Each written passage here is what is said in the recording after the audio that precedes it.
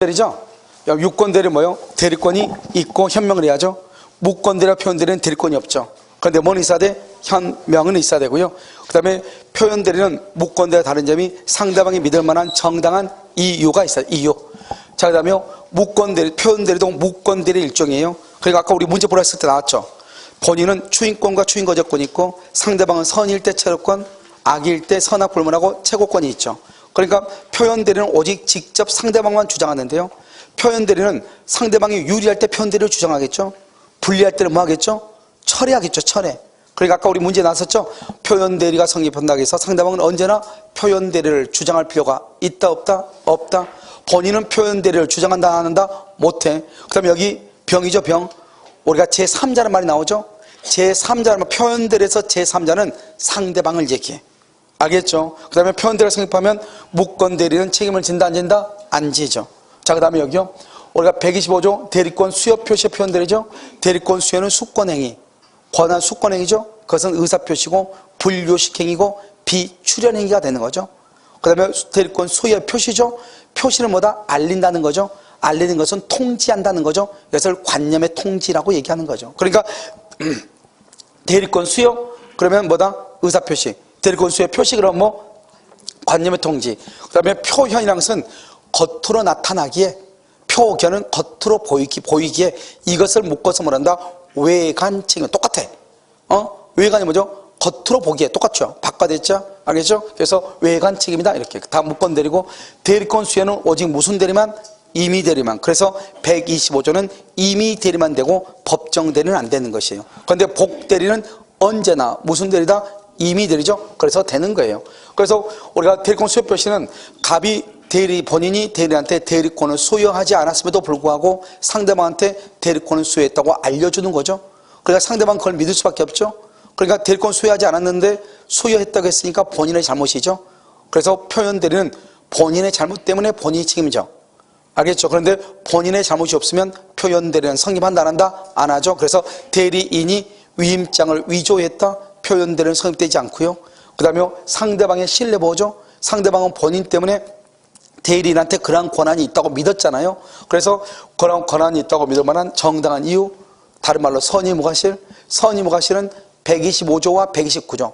정당한 이유는 126조. 알겠죠? 그 다음에 대리 행위시를 기준으로 어떻게 판단한다? 객관적으로 판단하고요.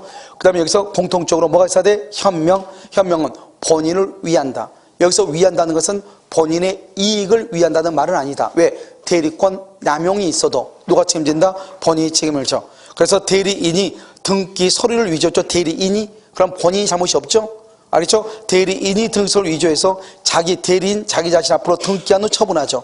그럼 이것은 현명을 할 수가 있다 없다? 없다. 표현 대리가 성립한다 안 한다? 안 한다. 그 다음에 126조는요 권한을 넘은 표현 대리죠. 여기서 중요한 것은 말은 권한인데 실제로는 기본 대리권만 찾으면 돼.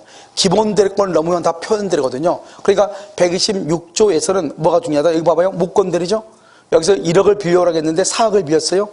그러면 본인은 1억에 대해서는 무조건 책임을 져야 돼. 왜? 1억에 대해서 대리권을 수여했으니까. 그런데 3억을 빌린 것은 원래는 책임을 안 져. 왜? 그것은 무효니까 대리인이 책임져야죠. 그런데 본인이 추인했을 때는 본인이 책임을 져.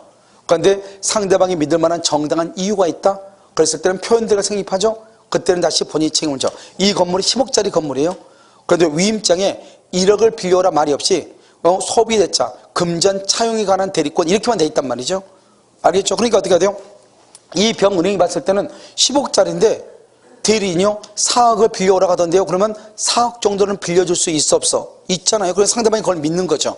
알겠죠? 믿었을 때 그때는 뭐다? 그건 선이 뭐가 실이죠? 그랬을 땐 표현대리가 성립해서 본인은 전적으로 책임을 져야 되고 상대방한테 과실이 있다고 하더라도 과실 상계의 법리를 유추 적용하여 책임을 경감시킬 수 있다 없다? 없다 이런 말이죠.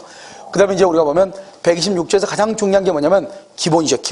기본 대리권을 찾아야 돼. 기본 대리권이 있으면 무조건 표현대리, 기본 대리권이 없으면 표현대리가 아니단 말이죠. 그래서 인감증명서만 그러면 대리권 아니에요. 인감도장만 그러면 대리권이 아니에요. 그런데 여기서 뭐죠? 위임 또는 위임장을 줬다? 그러면 뭐죠? 표현대리가 성립해. 인감하고 인감증명서하고 등기 권리증을 줬다. 그러면 뭐가 된다? 기본 대리권이죠. 표현대리가 성립해. 저 인감을 주면서 동업계약, 인감을 주면서 회사의 업무를 처리하라고 하면서 인감을 줬어. 그러면 기본 대리권, 그럼 표현대리가 성립해. 그래서 여기 우리는 기본적인 건 여기 가장 중요한 이거죠. 등기를 하라고 맡겼어. 공법이죠. 그런데 그것을 가지고 자기가 다른 사람한테 돈 빌린 것 갚아버렸어. 대물변제. 그것은 사법이죠. 그러니까 기본하고 대물도 뭐죠? 표현대리가 동종유사할 필요가 없죠. 이종별개라도 뭐가다, 이게 가장 시험에 잘 나오죠. 그런데 여기서 이제 보면 우리가 또 표현대리는 효용 요건을 다 갖춰야 돼. 그래서 통정의 표시로서 무효이다. 표현대리가 성립될 수 없다. 투자 수익 보장 약정이 강행복교에 위반돼서 무효이다. 표현대리가 성립될 수 없다. 그 다음에 종중이나 교회가 사원총회 결의 없이 재산을 처분했다. 그러면 무효다. 그러면 표현대리가 성립될 수 없다. 이런 말이죠. 이것을 한꺼번에 여러분이 잘 봐야 되고요. 그 다음에 우리가 이제 기본 대리권을 누구도 포함한다. 사자라도 상대방이 믿을 만한 정당한 이유가 있으면 표현대리가 할 수 있다. 성립할 수 있다. 대리권 소멸 후에 표현대리죠.